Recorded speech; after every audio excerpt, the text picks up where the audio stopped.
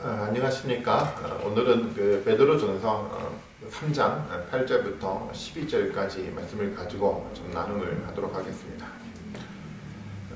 베드로는 앞에서 그리스도인의 삶에 대한 이야기를 했습니다. 순종의 삶을 살아야 한다고 이야기를 했고요. 또 고난이 또 그리스도인의 삶 가운데 있을 것이라 이야기하기도 했습니다. 순종이나 고난 이런 삶을 좋아하는 사람이 세상에 어디에 있겠습니까? 모두가 다 피해가고 싶은 삶의 모습입니다. 그런데 이 삶은 그리스도가 우리에게 보여준 삶이었고요. 그래서 우리가 따라야 할 또 삶이기도 합니다. 그렇다고 한다면 어떻게 이렇게 피해가고 싶은 삶을 피해가지 않고 살아갈 수 있겠습니까? 좀 더 적극적으로 말해서 이 삶을 어떻게 즐기면서 또 행복하게 살아갈 수 있겠습니까? 저는 베드로가 이 이야기는 답을 다음 본문을 통해 이야기하고 있다라고 좀 믿고 있습니다. 베드로는 8절에서 마지막으로 말하노니 라고 하면서 다음 이야기를 이어가고 있습니다. 여기서 마지막이라는 말은 이제 말을 하고 마치겠다라는 의미로 이야기하는 것이 아닙니다. 아시는 것처럼 오늘 본문 3장은 5장 중에 중간 부분에 해당되는 3장의 본문입니다. 이제 마치는 본문은 아닌 것 같습니다.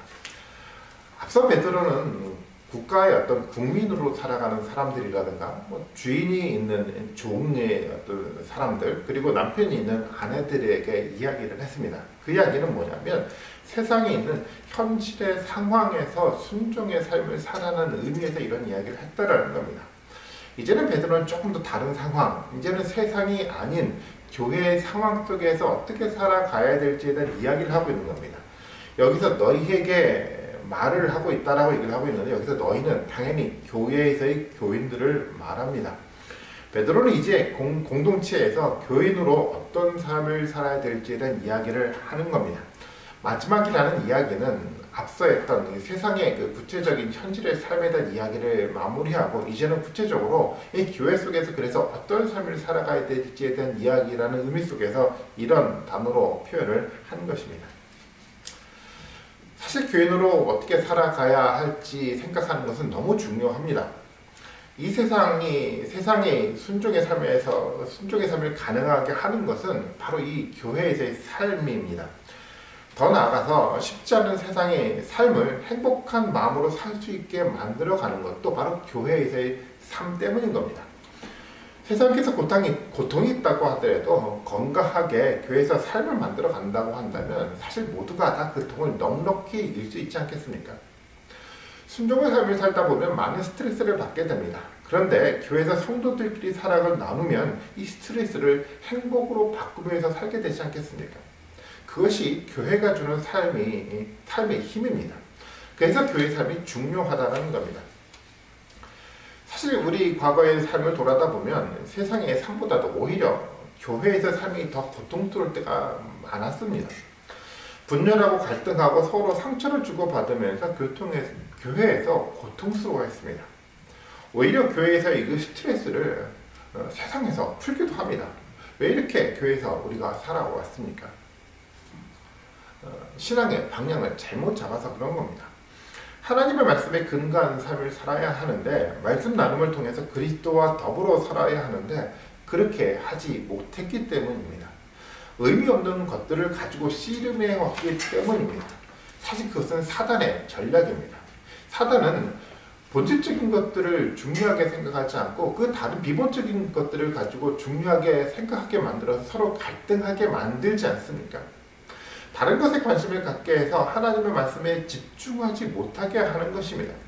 그렇게 방향을 잃었기 때문에 교회가 스트레스를 해결하기는커녕 오히려 고통을 주는 공동체가 되는 것입니다.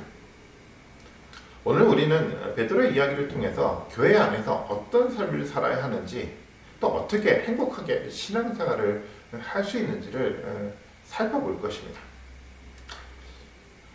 먼저 베드로는 교회 안에서 형제가 된 성도들끼리 어떤 마음을 가지고 살아야 할지에 대한 이야기를 합니다.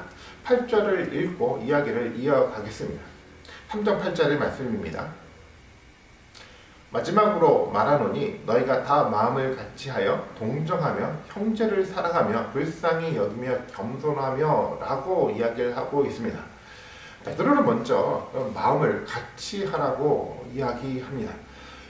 이것만큼 중요한 것은 교회에서 없습니다. 가장 우리가 중요하게 생각해야 할 이야기입니다. 그 어떤 것보다 먼저 마음을 같이 하는 것에 우선순위를 우리는 두어야 합니다. 이 말은 베드로뿐만 아니라 바울도 동일하게 강조하면서 했던 이야기입니다. 빌립보서를 통해서 한번 사도 바울의 이야기를 한번 들어볼까요? 빌립보서 2장 2절부터 4절까지 말씀입니다. 이렇게 기록하고 있습니다. 마음을 같이하여 같은 사랑을 가지고 뜻을 합하며 한 마음을 품어 아무 일에든지 다툼이나 허용으로 하지 말고 오직 겸손한 마음으로 각각 자기보다 남을 낮게 여기며 각각 자기를 돌아볼 뿐더러 또한 각각 다른 사람의 일을 돌보아 나의 기쁨을 충만하게 하라. 베드로의 이야기가 다르지 않습니다. 마음을 같이 하는 겁니다. 그것이 교회에서의 삶의 기본이 되어야 합니다.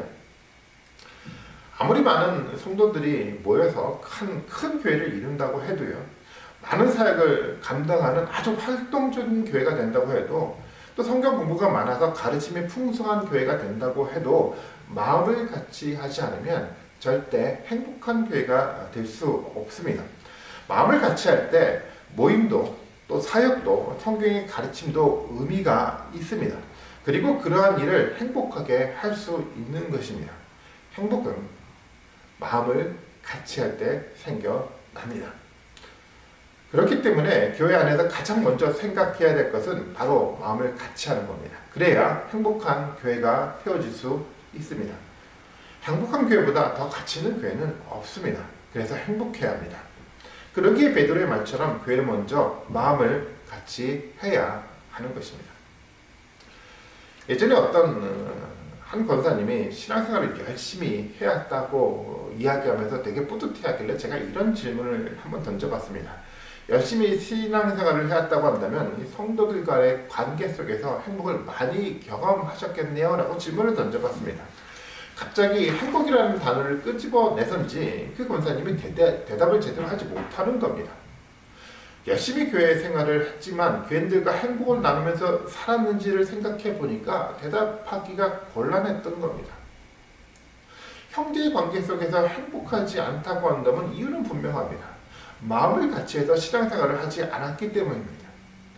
혼자서는 열심히 했는데 함께 행복해하지는 않았던 겁니다. 말씀이 강조하고 있는 삶에 사실은 집중하지 않은 겁니다. 그렇게 행복하지 않았다고 한다면, 형제들과의 관계 속에서 같은 마음을 가지고 교제하지 않았다고 한다면 사실 신앙생활은 잘못한 겁니다.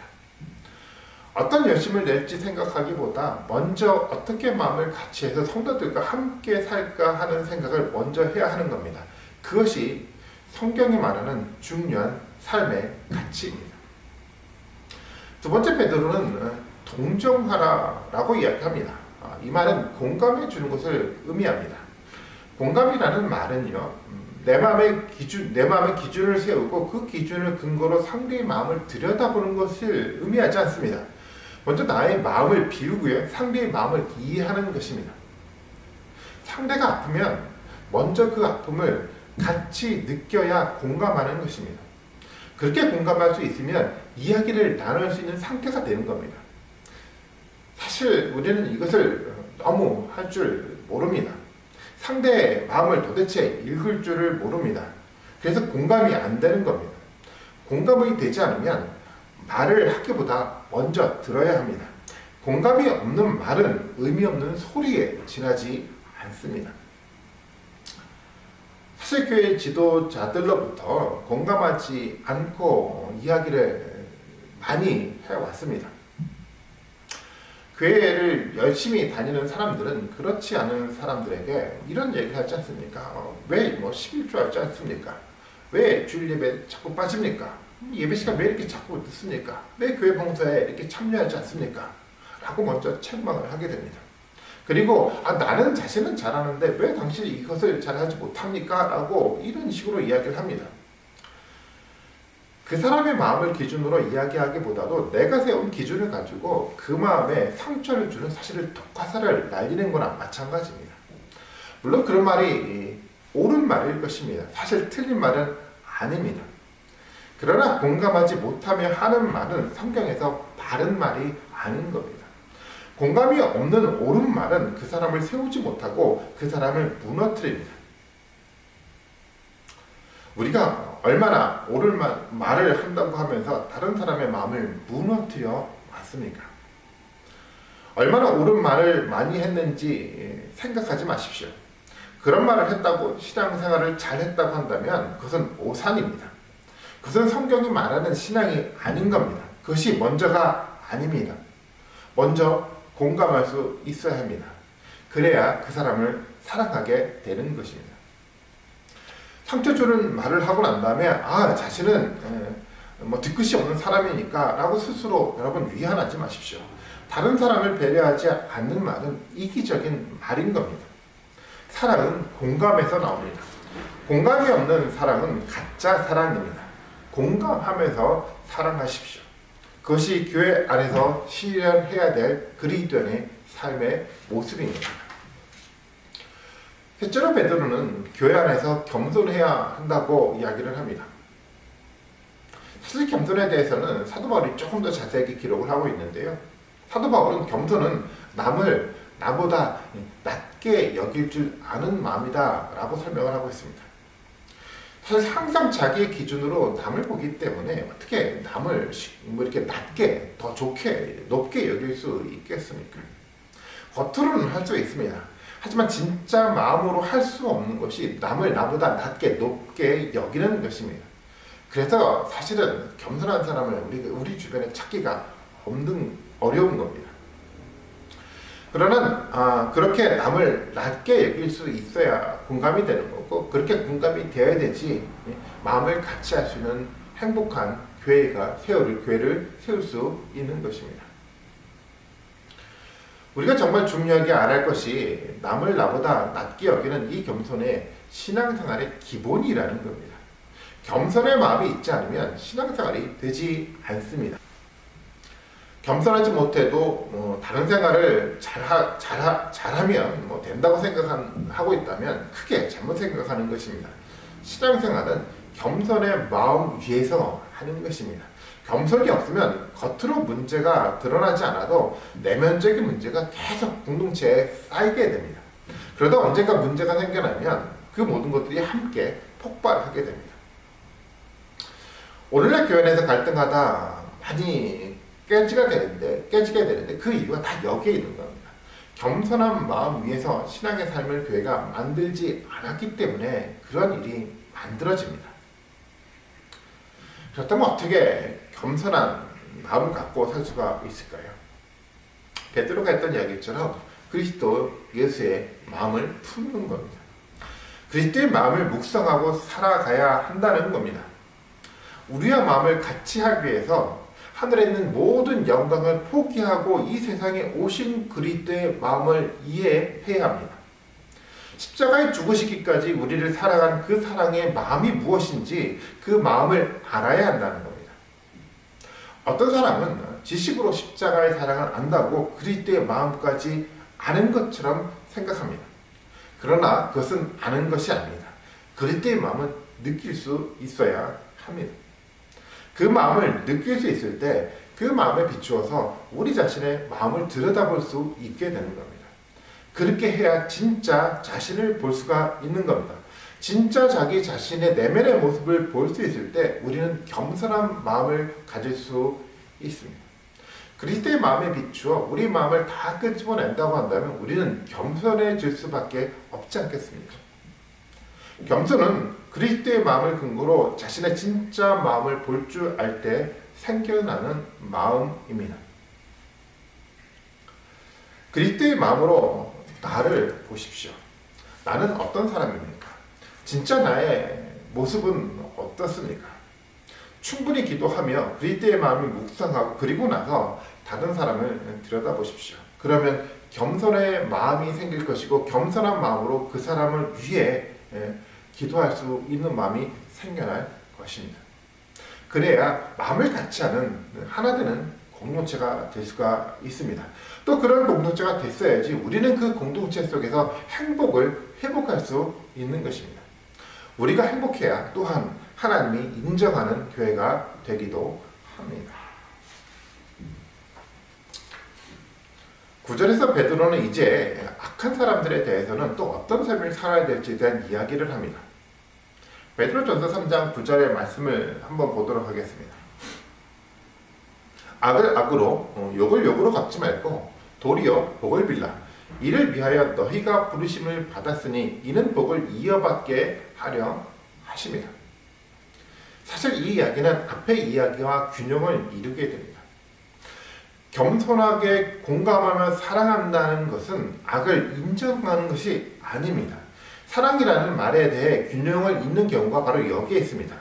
사랑은 악을 인정하는 것이 아닙니다. 사랑은 악을 구별할 수 있어야 됩니다.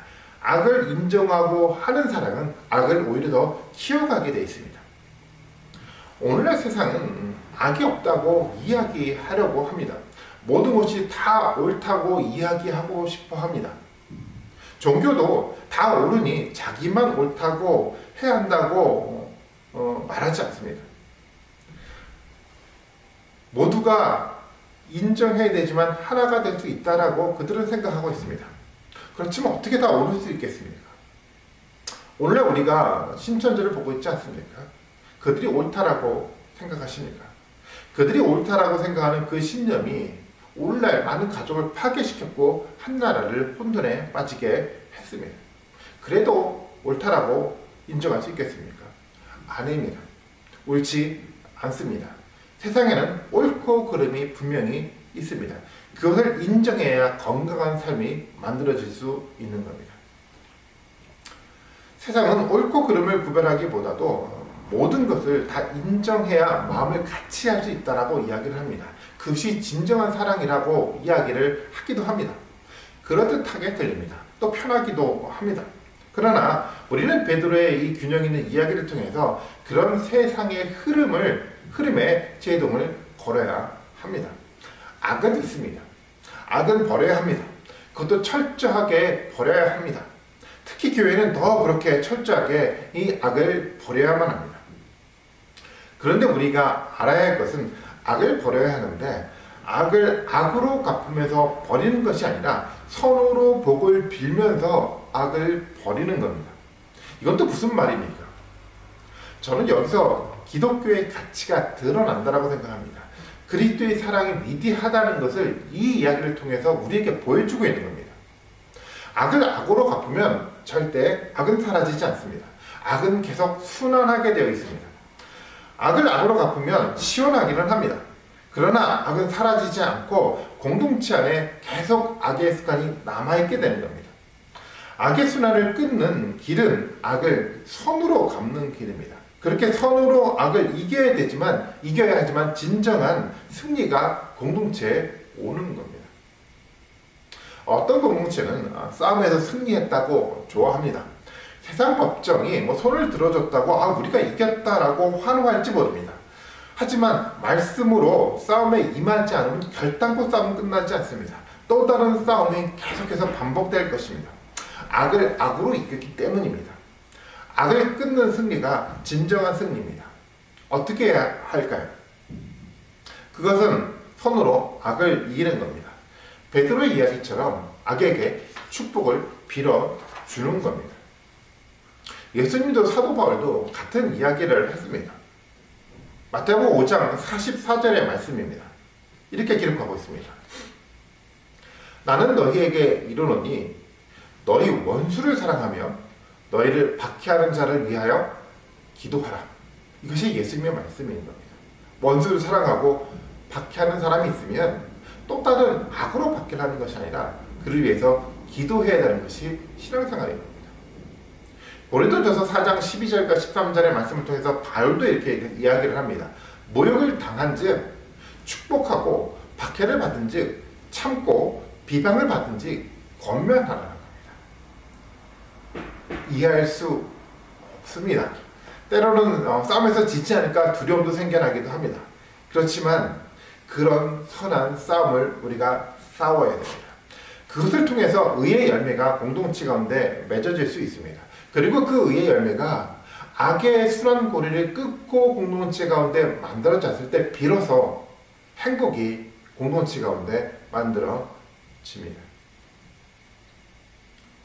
그리고 더 중요한 것은 그런 삶이 있어야지 우리가 하나님의 복을 받을 수 있다는 겁니다. 구절에서 베드로가 했던 이야기처럼 복을 빌며 선한 싸움을 해야 하나님의 복이 그에게 있게 되는 겁니다. 하나님의 복은 누구나 다 받기를 원합니다. 그런 복이 저는 우리 모두에게 있기를 간절히 바라고 있습니다. 그러나 그 복은 선한 싸움을 한 사람들에게 주어지는 복인 것입니다. 가만히 있으면 자동적으로 주어지는 복이 아닙니다.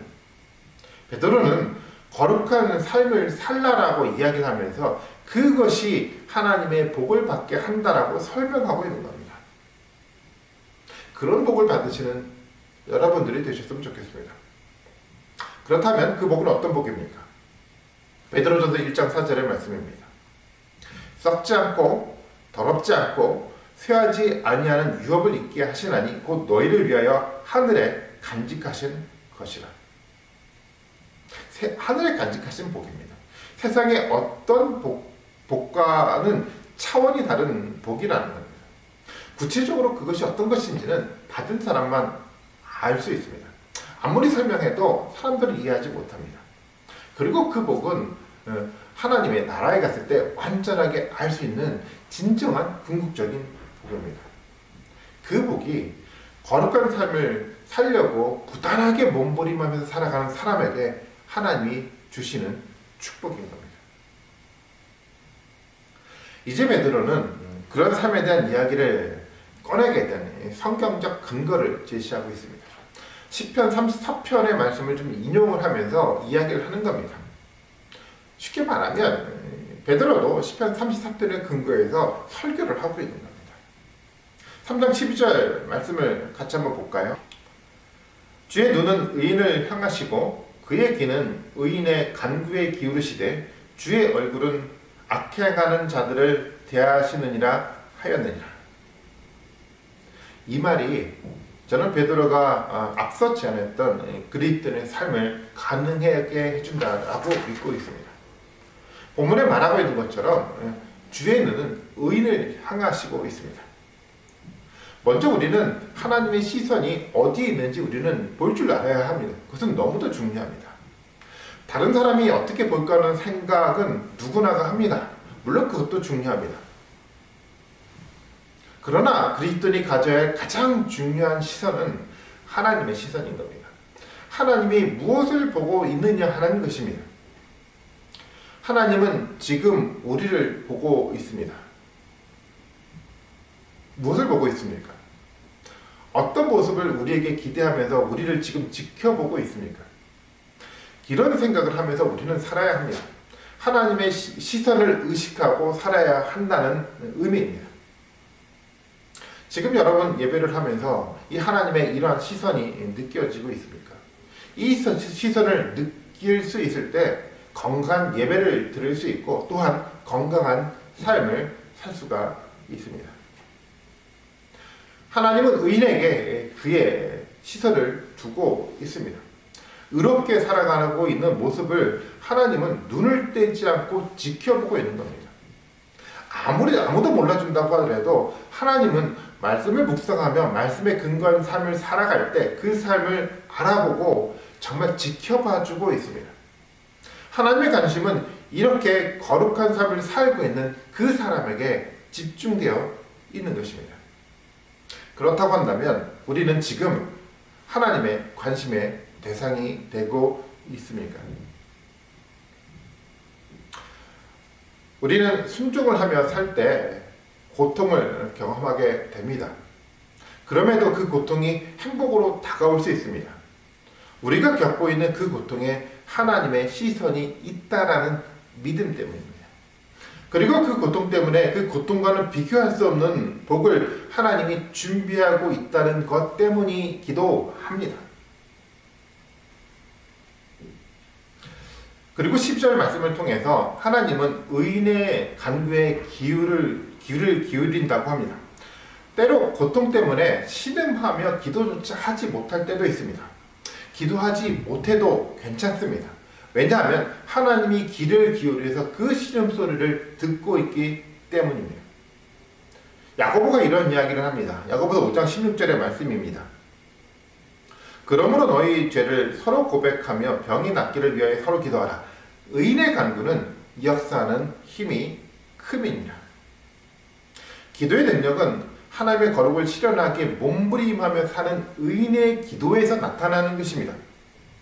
열심히 기도하고 있는데 왜 기도의 능력이 나에게는 나타나지 않습니까? 이유는 간단합니다. 마음을 같이하고 공감하며 사랑하며 겸손한 마음으로 거룩하게 살려 하지 않았기 때문입니다. 사람들은 기도의 응답 방법에 대한 여러 가지 이야기를 합니다. 그러나 오늘 우리에게 전해주는 이 말씀에 집중하시는 여러분들이 되셨으면 좋겠습니다. 하나님이 귀를 기울이시는 기도는 의인의 기도입니다. 마지막으로 베드로는 주의 얼굴은 악행하는 자들을 대한다고 합니다. 여기서 대한다라는 것은 좋은 의미에서 본다는 말이 아닙니다. 하나님이 악을 심판하기에 하나도 빠짐없이 그 악을 철저하게 지켜보고 있다는 의미입니다. 우리가 악을 악으로 갚지 않아도 되는 이유가 여기에 있는 겁니다. 우리 대신 하나님이 철저하게 지켜보고 있습니다. 악을 행하는 사람은 하나님을 인식하지 못하고 살아갑니다. 그들은 하나님이 없다고 믿고 싶어합니다. 그런데 하나님은 살아계십니다. 그리고 하나님은 모든 사람의 악을 다 지켜보고 있는 겁니다. 그리고 최종적으로 하나님은 그 악을 심판하십니다.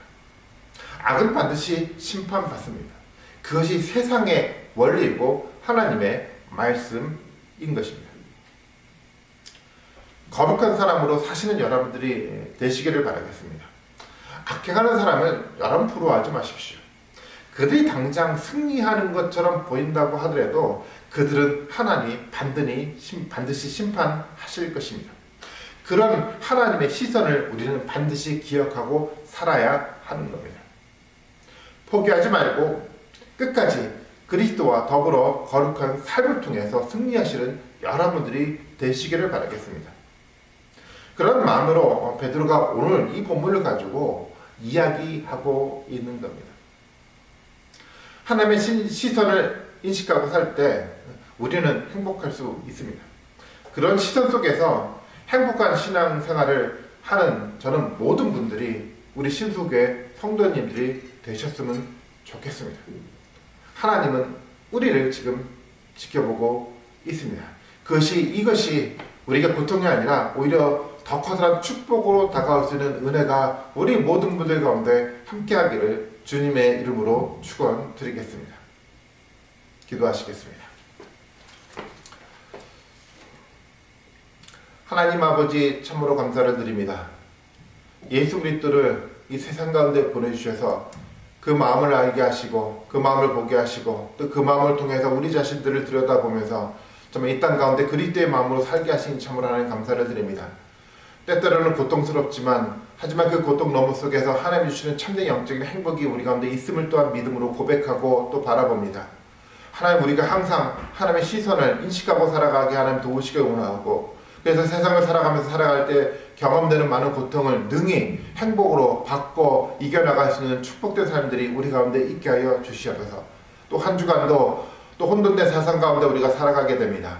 이 삶을 통해서도 하나님 깨닫게 하시고 말씀을 듣게 하시고 또 기도하게 하시고 영적인 눈으로 하나님의 뜻을 발견하게 하셔서 하나님 뜻 가운데 거룩한 삶들을 살아가기에 부족함 없도록 우리 모든 분들을 인도해 주시옵소서. 감사하며 예수님의 이름으로 기도드립니다. 아멘.